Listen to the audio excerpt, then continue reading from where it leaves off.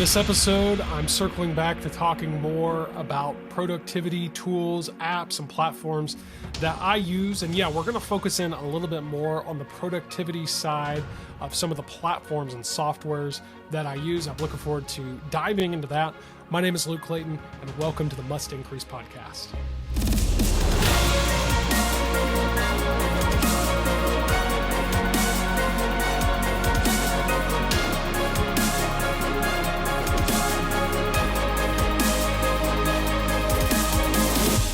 Thanks so much for joining me for this episode. If you're new here, make sure that you're getting subscribed to our YouTube channel, that you're following us on Apple Podcasts, Spotify, and all the different places you might be listening to podcasts. So in a previous episode, I had talked a little bit about automation tools, and I spent a lot of time going through those because I think for a lot of really people in general, there's really not an industry or a job that I can think of, whether it be something in the ministry, church, nonprofit world, or something in the business world, or especially for those who are entrepreneurs and solopreneurs like myself.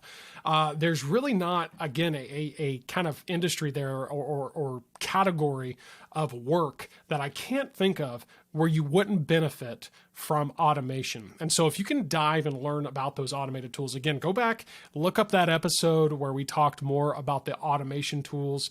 I think that would be really helpful. It's not like you have to have watched or seen or watched or listened to that episode before this one. It's not like necessarily what I'm talking about in this episode builds on that. I just think it's a great place to start, because if you could start to automate what you do, it saves you so much time, money, energy. And so maybe go back to that, take a look at it. But today we're going to talk about a little bit more about actual productivity, going through some of the actual tools that I use for communication, project management, file management, things like that. So let's get started. The first one that I really enjoy for project management and collaboration is a tool called ClickUp. Now, ClickUp advertises itself as the one app to replace them all. And this is very true in that it really seems like that is what they are endeavoring to do. They're very ambitious in what they've done here. Now, it sounds really cool, and they do have a lot of really cool features, but I will throw this massive kind of maybe con or caveat or downfall of ClickUp out there before I dive in, is that ClickUp has so many different bells and whistles and features that it can often be overwhelming and distracting if you actually try to use it. And so I always encourage people, if you are going to start using ClickUp, don't get distracted by all the different bells and whistles and features. Just focus in on the basics and maybe build it out from there. I will say there are features in ClickUp that I don't use and probably never will. But there's others that I love, and it's what makes ClickUp so effective. And I think that's really how you got to look at not just this tool, but any tool, software, or platform that you use. You may not be able to use every feature. It may not make sense, but that's okay. Use what you can, use what makes sense for you. I gave up a long time ago on two things. First of all, trying to find the one app that would do everything. Even though ClickUp advertises that they're the one app to replace them all, I just not found that to be the case for ClickUp or any other platform out there. So just give up on finding that one tool that's going to do everything for you. It just doesn't exist. The second thing is circling back to what I was saying just a moment ago, don't feel like you have to use every feature that a platform or even some type of device offers. I can be the worst about this in particular when it comes to Apple's latest updates they do to their phones, computers, their OS. I can want to use every little feature out there, even if I enjoy it or not. There's a particular feature where whenever you're getting a call on your phone, it can also notify you on your computer. And allow you to take the call on the computer. I have never once really tried to use that. And actually I have. The times I've tried to take a phone call on my computer, it usually is a disaster. It never works right. But yet for some reason, I've been stubborn and I just won't turn that feature off. Perhaps I should. Perhaps I should preach to myself here and actually go turn that feature off. Nonetheless, that illustrates my point of just because there's an available feature doesn't mean you have to use it. And likewise, you're not going to find one tool, one platform, one anything that's perfect, that does everything you want. It just doesn't exist. So you have to embrace that I'm going to be using multiple platforms, multiple tools and softwares for multiple reasons. And this is a good example of that. So I'm starting with ClickUp, but I actually use other productivity tools as well. ClickUp, though, is my main hub for all of my team communication. I work with several different team members. I have a virtual assistant. I have subcontractors for design, for video work, video editing. Shout out to Bo Snyder, the editor, producer of this podcast.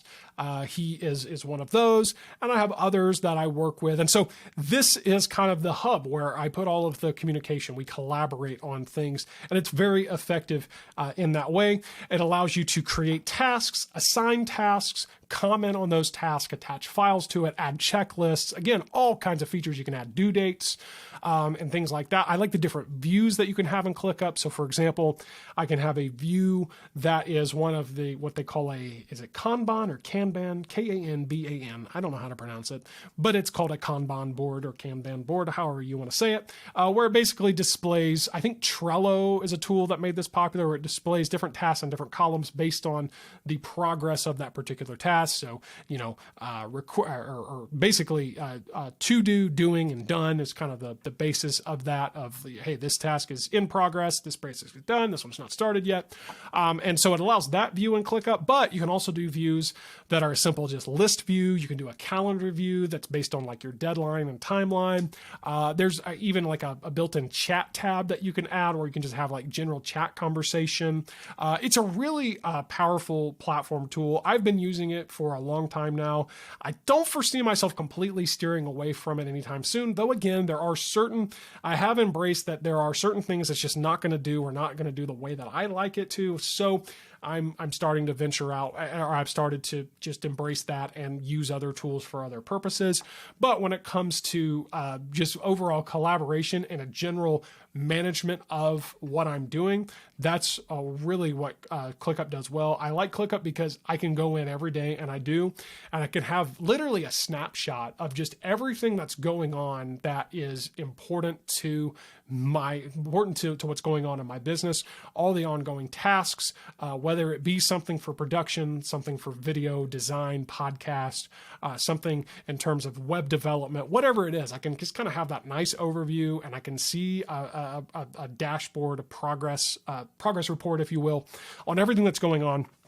So, and then I can go in and I can communicate with my team about that if I need to as well, change due dates, all those different things. And so I really like ClickUp. There's a lot more. Again, this is one of those, if you want to know more about it, this is one of those, let's schedule a time to talk about it, just one-on-one, and I'll give you I will gladly give you a tour of ClickUp and how I use it in more detail. But yeah, ClickUp, and they do have a free version, and their free tier, at least the last I checked, I've been paying for it for a long time, so I'm not exactly sure how it is now, but their free tier is pretty interesting how they do it. They basically offer you almost not every, but many of their features for free. However, you are limited on your storage, and that it would have to do with your attachments. So you can attach certain documents, photos, anything. With a paid account, there's no limit to how much storage you can have for attachments. With the free account, you're limited to like 500 megabytes, which goes really fast. And so you'll very quickly, if you start to use it, you'll probably realize, oh, I do need to pay for it. But there are some paid features that are nice. One of the paid features that I use is actually ClickUp can integrate with your email. And so I can actually send emails directly from a ClickUp task and then see replies. It is really nice for collaborating again. So if I have working on a design project, for example, send an email from ClickUp, any replies to that email from, feedback from the client, it's going to come to that ClickUp task, and then my whole team can see that and make changes accordingly. And so all that to say, ClickUp, really powerful tool. I really recommend it. The next one that I already touched on is Trello. Part of my team is managed in Trello, so I actually am using both, but I use Trello very little compared to ClickUp. It's just, without going into detail, there's a reason that I have to use it for a certain type of team that I manage. Trello is the biggest difference between Trello and ClickUp is honestly more feature in terms of ClickUp is more feature rich. And I think ClickUp has more potential than Trello. Trello, you seem to find these limits pretty quickly, what you can and cannot do. ClickUp, just again, because they're just trying to do everything out there, it allows you to continually, just find new things and discover new features. And so that's the biggest difference between Trello and a ClickUp. Another one that I have used in the past, I'm not using it right now, is Asana. To me, again, it's been a while since I've used it, but to me, of all of these platforms, Asana seemed to be the most limited. It seemed to be the one where you just couldn't do a lot. You could do the basic task management, and maybe for probably, 4 out of 5 people, it's probably great. But I don't know, you just seem really limited, and you're very limited in Asana in what you can do for free. If you want to access any of their, what I consider to be their core productivity features, you have to pay, and it is one of the more pricey options out there in terms of these type of platforms. So, I haven't used Asana in a long time. I just thought I'd mention it because it is a popular one. So ClickUp, Trello, and then another one that I use personally is Todoist. Now, again, a lot of these platforms overlap. Todoist claims to be, in theory, you can do a lot of the same functionality in Todoist that ClickUp would do. You can collaborate. You can have different users and assign tasks and set due dates and all of these things. I don't use ClickUp for any of that. In fact, or Todoist rather. I don't use Todoist for any of that. In fact, when it comes to Todoist, I'm probably only tapping into maybe 10% of its functionality because I like a couple things that it does really well. First of all, I like how easy it is just to add a simple task to Todoist. If I just have something that I need to remember to do that, I can pull out my phone. I think I can even do it on my watch. I don't really use the watch feature hardly ever, but I think I could do it from my watch if I wanted, but I could just pull out my phone or my iPad, whatever device is nearby, and I can just very simply add a new task to do. So I really like that about Todoist. And it's also very easy to say, remind me to do this tomorrow or in a week or whatever it may be. Again, I like the simplicity of that. And then here's probably what I like about Todoist the most. Todoist gives me the number one way, the way that I'm using it is just a simply daily reminder of the things that I need to do every day or every week or every 2 days or whatever, frequency I set up to repeat. So for example, I have to, every workday, I have to manage client accounts. I have to go in and see what projects we're working on, what requests we are fulfilling in terms of designs, podcast production, video production, whatever it may be. And I have to make sure I'm doing that. Now that seems like something that I should remember, and I pretty much always do, but I just have a simple recurring task in Todoist every day that says manage accounts. Okay. So now I just know that I've got to do that every day. And I am surprised the days where, for whatever reason, it slipped my mind to do that. But when I have that daily reminder, I can go in and I can say, okay, yep, I went in. Then I go into ClickUp where I manage my accounts and I check everything and I make sure everything's on track to be done. Maybe reach out to clients, contractors that I need to make sure things are done or get feedback from a client, whatever it may be. But Todoist reminds me to do that. And so that's what I like about Todoist is it has these daily reminders and weekly reminders. So every week it reminds me to make sure that that podcast and YouTube content has been scheduled and that it's all going to go out on time. All the files are uploaded, all the descriptions are right, the titles are right. This is all stuff that typically is done weeks in advance, but it's just that weekly reminder to go in and check and make sure everything's there. Because there have been times where I'm like, oh, for whatever reason, this podcast episode did not get scheduled to release on the right date, or it has a typo or something in the description or whatever. And so it's just a weekly reminder for me to do that. And so that's what I like about Todoist. It's really where I have my daily and weekly recurring tasks, and then occasionally those one-off tasks that I just need to remember to happen. It's there, and I'm just using the free version of Todoist. I don't foresee myself ever needing to pay for the more premium version because, again, I'm not going to use the premium features. I'm using that and other using ClickUp mainly for those more advanced features. This is just a very simple to-do list that gives me recurring tasks so I know what to do. When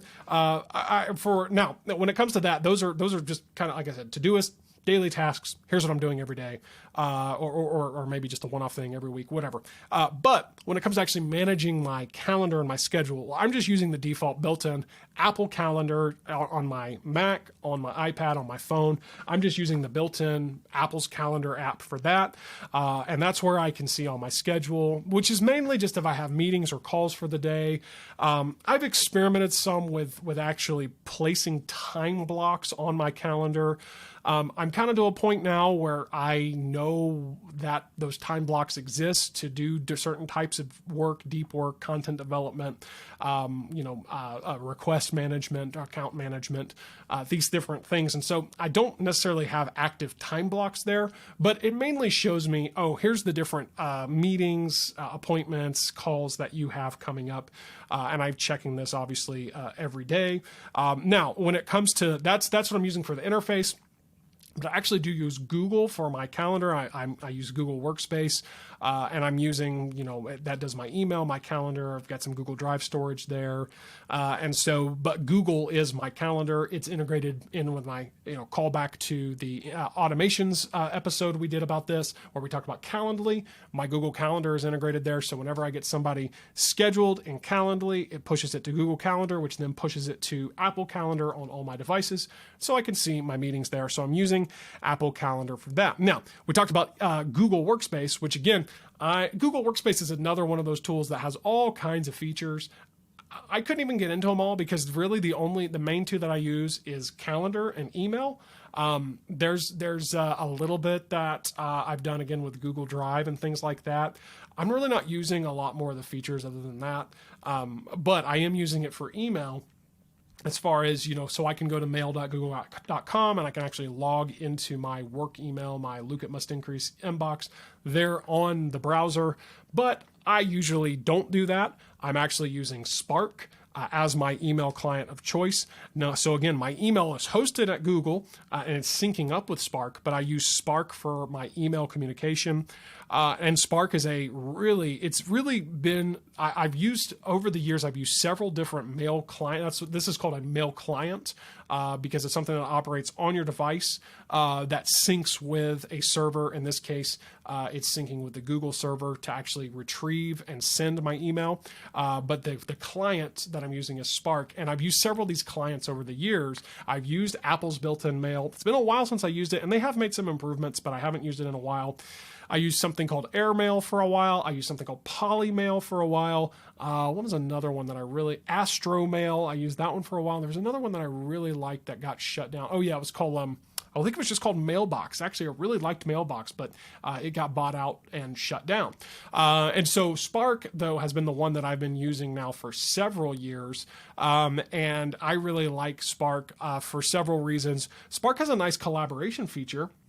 Now, again, just like all these tools, there's a premium version of Spark, but there's also a free version. For me, Spark, the free version, has been more than enough for what I'm using for. But I like the collaboration feature. So mainly, it's me and my assistant. She has her own inbox. I have my own inbox. But whenever we are on the same email thread, for example, we email somebody and I CC my assistant on it. Well, now that also creates a connection in Spark where we can actually have private internal conversations in a comment section. So I can actually comment on my assistant where normally you would forward the email to your assistant, forward the email from the person from the outside. You'd forward it to your assistant and you'd say, hey, look into this for me, whatever. And then it creates all this FWD, RE in your subject line just gets really, really jumbled up there. And it just requires a little bit more confusion back and forth. So instead of all that, now I can just bring my assistant in because she's using Spark as well, and I can comment and I can say, hey, take a look at this for me, or whatever. We can have private conversations about clients. We could say mean things about you clients out there. Oh, this guy's an idiot, whatever. No, we're not doing that. Calm down. But we can have those private conversations and comments, and it's much more efficient. So that's a really nice feature that they've actually added. I say recently, in the past few years. But the main reason that I got onto Spark because I love having the snooze feature of emails. Now, this is built into a lot of stuff now. I think it's built right into Gmail now. I think it's built into Mail, the actual Mail app on iPhone and Mac. But there's basically the ability to take an email in your inbox that you don't need to deal with right now, and you can snooze it to come back to your inbox later. I use this every day because there are so many emails where it's like, I don't need to deal with that until next week. This is a response. A lot of times, here's the most practical use of it is a client who has emailed me about a project. Hey, I need a design. Cool, great. It's going to take me about a week to do that. So let me swipe and snooze that to next week. Then when next week rolls around, that email shows back up in my inbox. And by then, hey, I'm done or almost done with the project. If I am done, I take it and I send them a link to it or attach the file for their feedback. Say, hey, here it is. Or, hey, we're not quite done yet, so I'm just going to swipe it. Give me one more day, snooze it to the next day, and I'll take care of it the next day. I can snooze emails as much as I want. So I really like that feature. A similar feature is one called Remind, where you can remind later. So, for example, if I want to send somebody an email that really needs a response, I can type up my email. I can say, ask my question, whatever I need to. Then I can tell Spark to remind me about this email next week or tomorrow or later this week or later today. And so what happens is I send that email. It's gone. It's out of my inbox. And then what's going to happen is whenever I set up that reminder, let's say a week later, it's going to show back up in my inbox and it's going to say, hey, if it's going to show up if I haven't gotten a reply. So it's going to show up, it's going to be there, and I'm like, oh, this person hasn't replied yet, so I'll send a follow-up. So I really like these features of Spark that allow us to do that. I also like it does integrate with some other tools. It can integrate with Todoist, it can integrate with Trello. I don't really use those integrations a lot. I don't find a need to. I've experimented with it here and there. Spark has a built-in calendar client, so I was talking about Apple Calendar. I like having my calendar and email in separate clients. I just like it that way, but it does have a built-in calendar client as well. And so these are just some highlight features of what it does. But another one that I cannot forget to say, because I use this all the time, and I'm just giving away so many of my dirty secrets right now, is the send later feature. So there are many times where I'm replying to an email, maybe towards the end of the day. And you know what?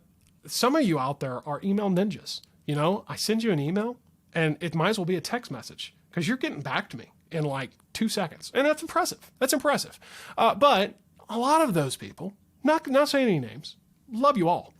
A lot of those people, they're also the kind, though, that they're like, well, if I replied to you that quick, I kind of expect you to get back to me by the end of the day. Well, if it's already kind of getting close to the end of the day for me, let's say it's 4 o'clock. Okay. Well, the end of the workday is 5 o'clock. That's pretty standard. 9 to 5, Dolly Parton, shout out. So let's say that we are getting to the end of the workday there. And I'm like, I'm going to send this email, but I just don't want that expectation to be there. If I send it at 4 and they get back to me at, 4:15 and they're kind of like, hey, it took me 15 minutes to get back to you. Why don't you get back to me by 5? You know what I'm saying? I don't want to run in that situation. So what do? Here's the secret. Here's the dirty secret, y'all. I can't believe I'm sharing this. I type in my email at 4, but I go to the send later feature and I schedule that email to send in the morning. And so then what happens?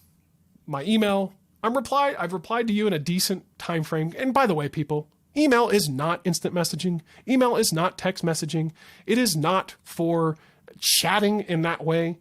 It is designed to be what they call an asynchronous form of communication, meaning that it does not require a live instantaneous response. Okay. So I've replied to you in plenty of time to follow all of the email rules, but you're not receiving it until the next morning. Therefore, if you decide to get back to me super quick, great. I've just started my workday. When I check my email that morning, I'll see it and I'll be able to respond accordingly. I'm kind of hesitating if I should publish this episode, sharing this dirty little secret of mine, but we'll see what happens. We'll see what happens. But that is one of my favorite features of Spark, is the ability to send an email later, because even in other applications, such as this is something that I need to remind somebody about in a week. Well, I can just schedule an email to send in a week to remind them then. So I really like that. So for communication using Spark, I do use messages as in iMessages on my phone, my computer. I do have it connected to all my different devices, my iPads, all that stuff. However, I do use that strictly for personal use. I don't give out my personal number to a lot of people. I have a work number that I give out, and that number I gladly give out is 615-900-4461. That's 615-900-4461. But that number, as you may have discovered if you've ever tried to call it, is I don't take calls at that number. I take texts. So you can text me at that number, and I would love for you to. And what happens with that? That's a Google Voice number. So here's another little dirty secret. That's a Google Voice number. So what happens is it's connected to my Google Gmail account. So I guess I'm using that feature of Google Workspace as well. And then what it does is it takes your text message and it sends it to me as an email. And then I can reply directly from my email. So I can reply to text as if they were emails. So there's another little hack. When it comes to iMessage, though, the actual blue messages and my personal, it's strictly personal. I use it just to communicate with friends and family. I don't really do a lot of professional. I keep all that in my inbox. And there is something beautiful about compartmentalizing things digitally like that, having a kind of personal outlet, if you will, for communication, but as well as a professional one in terms of like my email inbox is work. I have personal email, but it's mostly work. And of course my messages, that's a personal inbox for, again, friends, family, so forth. So I'm using messages. Now, I'm using Loom. I love Loom. I'm recording this actual episode using Loom. Now, Loom is more commonly used, and this is what I commonly use it for as well, is screen recording. So what I would be able to do, and I'm not able to do this because of the setup right now, but I often use this to make quick screen recordings of how to do something or showing somebody something. For example, many times when somebody says, hey, I need you to update my website. Well, we give pretty much all of our website clients, we give you the ability to make those changes as well. But we can understand that there's a bit of a learning curve in understanding how to do that. So if you say, hey, update my website for me, cool. Very often what I'll do is I'll go in and I'll make the update. While I'm doing it though, I will use Loom to record my screen and walk you through how to make that update yourself, so that in the future you don't have to wait on me. You can go in and do it yourself if you'd like. And so that's just one application or illustration rather of an application for Loom. Loom has been a game changer for me. I use it for so much stuff. I use it to train people. I use it to train team members on how to do certain things, perform certain tasks, manage certain projects, things like that. Use it all the time. It is a game changer. And like I said, it does integrate directly with my studio system here. So I'm able to capture this episode I'm capturing directly into Loom, because here's another nice little feature that they have in Loom. It transcribes all of the videos you record to it automatically. So what it's going to do, and what it's doing right now, is it's recording, but it's uploading it to Loom's server in real time. And so what's going to happen is, once it gets there, it's going to process it, and it's going to do a few different things. First, it's going to generate a transcript, a fairly accurate transcript. Though I will say, a while ago, I recorded a how-to video, as I was saying, and Loom thought that I said to the client I was talking to that I forgot you were dumb. That's not what I said. So I did not call my client dumb. So luckily, though, I can go into the transcript and I can correct that. I could correct that transcript as well. So I did that, but it transcribes it automatically. And a new feature they've started doing, it uses AI to automatically generate a potentially compelling headline for the video, as well as give me a short description and summary of the video. So what's going to happen when I upload this episode is it's going to automatically generate an idea of what I could maybe use as a show notes or video description for this episode. And it's recording it in high definition, capturing it in high definition. It's capturing the audio from my good professional mic here and my professional camera.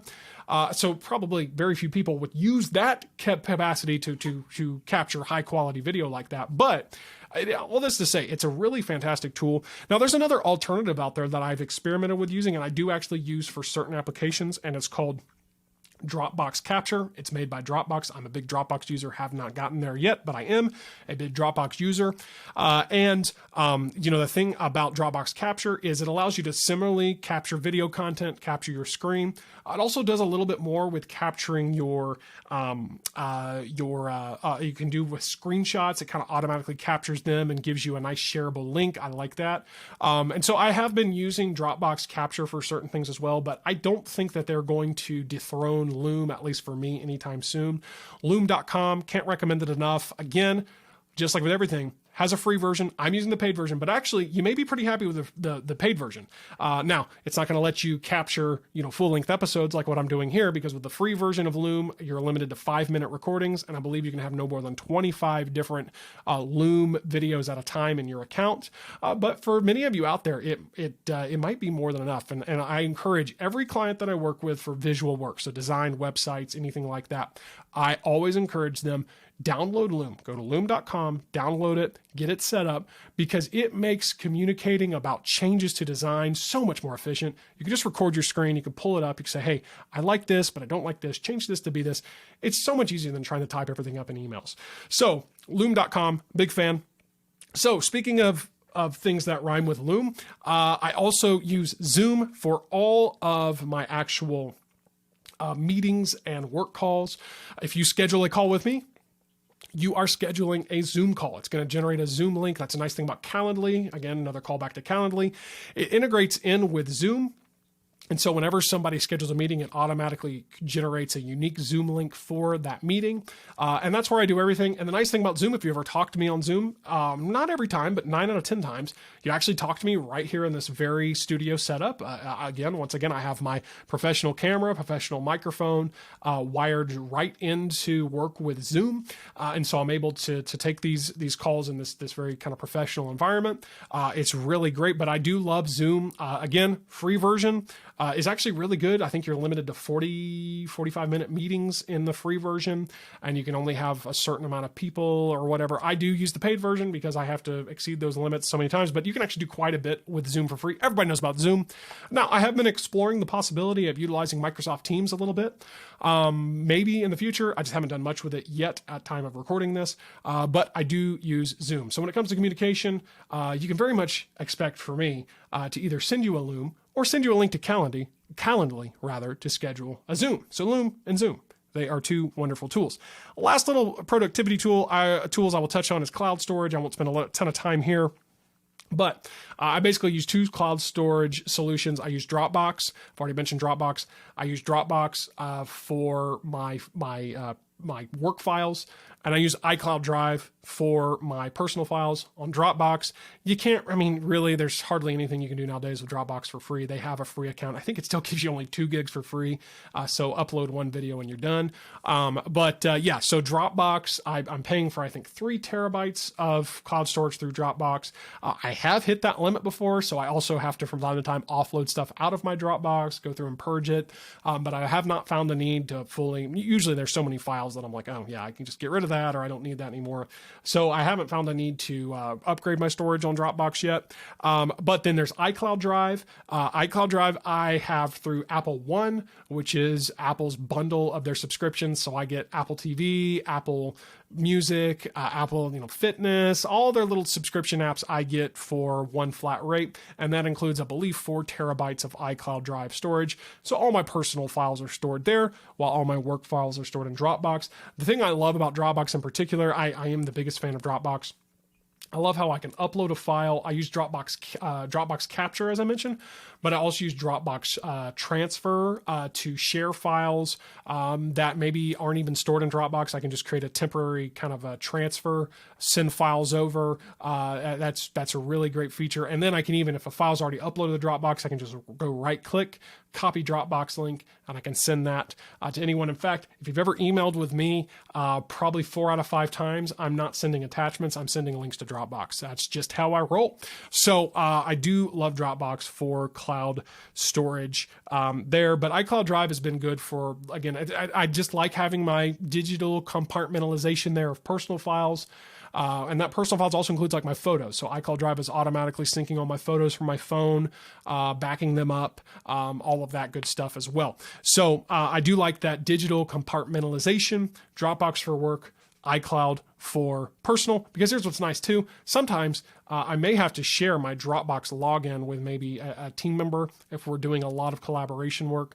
And because I know that it's strictly professional documents, I don't have to worry about them stumbling across maybe personal financial data or anything like that, or any more of those dirty little secrets that I haven't shared yet on this podcast. But yeah, it's all there in the Dropbox, professional, I know it's all work stuff.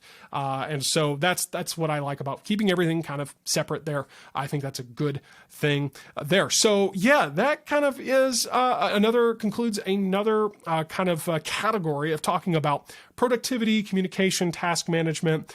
And so again, I really love talking about all this. I hope it's really enjoyable, but I know that I'm barely scraping the surface here. So if there's any of you that would like to talk more about any of these in detail, I would love to maybe make you a quick Loom that walks you through specifically how I use something, or maybe it makes more sense for us to hop on a Zoom call, share screens, and I can show you something, and I would love to do that. And so again, you can send a text to my business number, 615-900-4461. That's 615-900-4461. We can set up a call there, or you can shoot me an email, luke@mustincrease.com. Drop a comment on YouTube. I don't know. Somehow, there's different ways to reach me. I would love to hear from you and maybe schedule a time to talk to you. Completely free. No charge for that. I just love talking about this stuff. And if I can make you more productive, save you some time, save you some energy, take some time that you are investing into your work and put that back maybe into your family, into your personal life, man, that's rewarding for me. So I would really love to do that. Well, thanks again for joining me for this episode. Hope you subscribe to YouTube, follow us wherever you listen to podcasts, and I look forward to having you join us next time as we continue to increase truth and inspire hope right here on the Must Increase podcast.